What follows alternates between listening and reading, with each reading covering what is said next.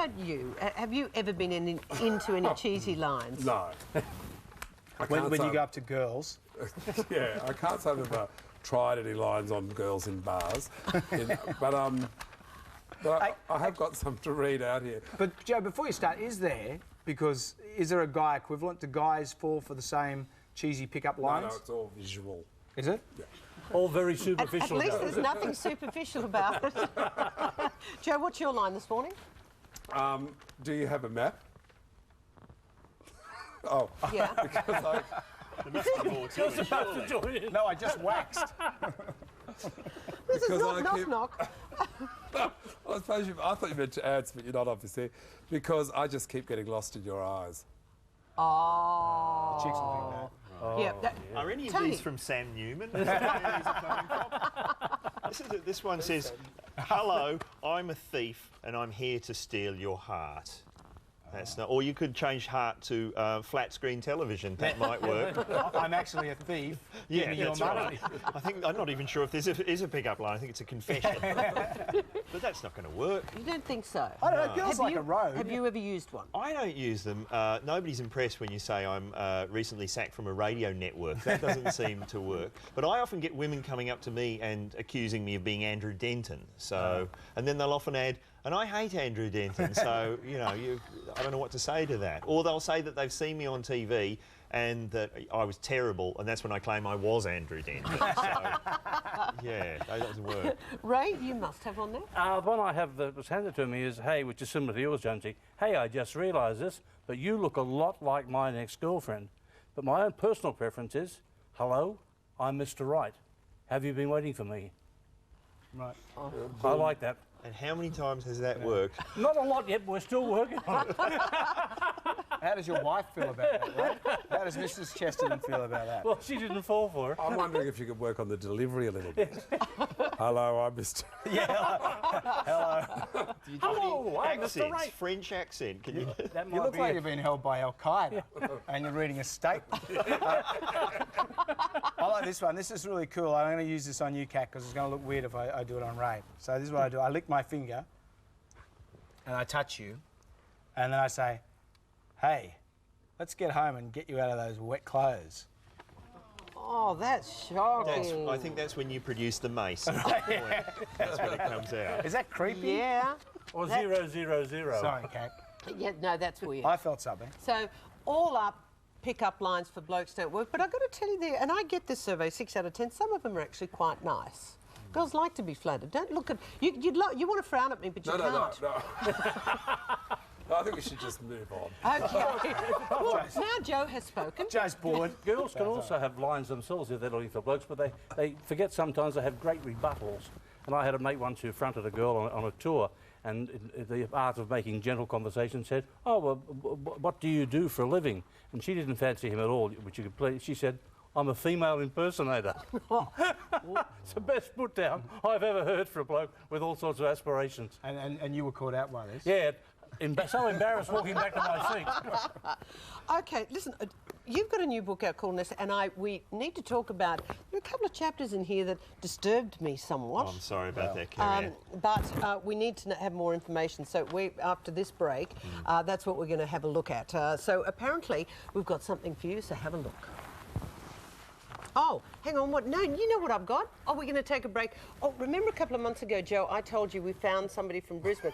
Don't look shocked. Oh, we're still doing it. Yeah, we are still here. No, it's our deliberate error of the day. We found somebody with this fabulous photograph, and it's a lookalike of you. So we're going to talk about this and Joe's lookalike after this. Very smooth, this show.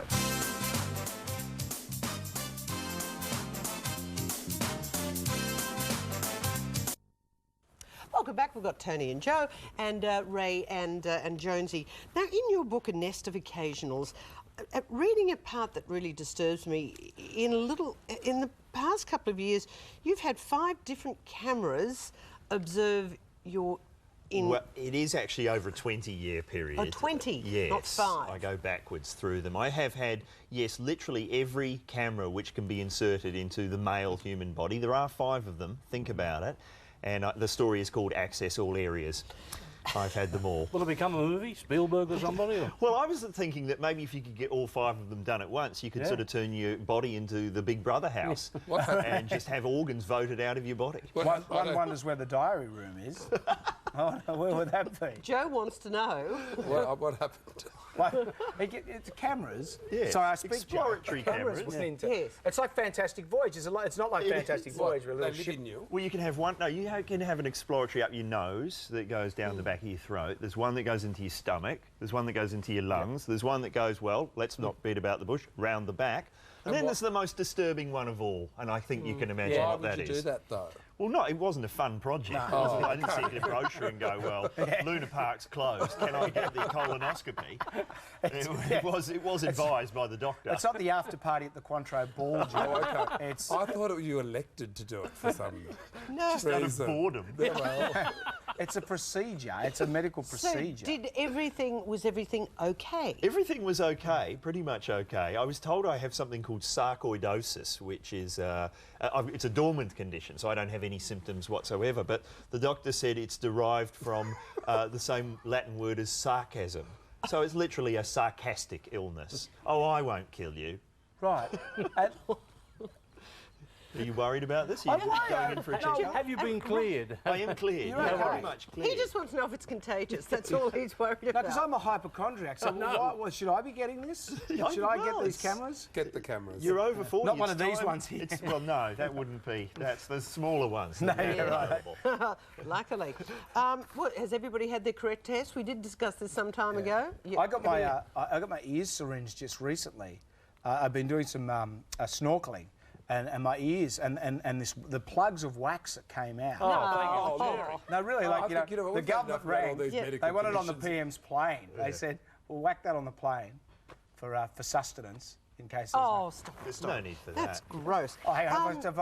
What's happening? Now, you know, as I mentioned some time ago, we'll get this fabulous photograph in, and this is from a guy in Brisbane. Let's have Luke Hay in Brisbane sent this photograph in. It's Let's not have a look. from my exploratory, is it? No, no, it is not. Okay, not good. your inner workings. No. Joe. Joe. getting married Wow. and didn't tell anybody. Luke Hay Joe. on his wedding day. What do you reckon, Joe? Yeah, no, there's a resemblance there. She looks a bit like Delta Goodrum, the girl, don't you She think? does too. Would you marry anyone less Joe than Delta? All I could say, Luke, is perhaps a spray tan, a little bit of bronzer wouldn't go astray. But there is a bit of resemblance. Were you mentioned you often mistaken for Andrew Denton? I get Andrew Denton, I get James Valentine, I get obviously the man from the Where's Wally books, the man from the Computers for Dummies logo. I'm compared to cartoon characters, that's quite poor. Yeah.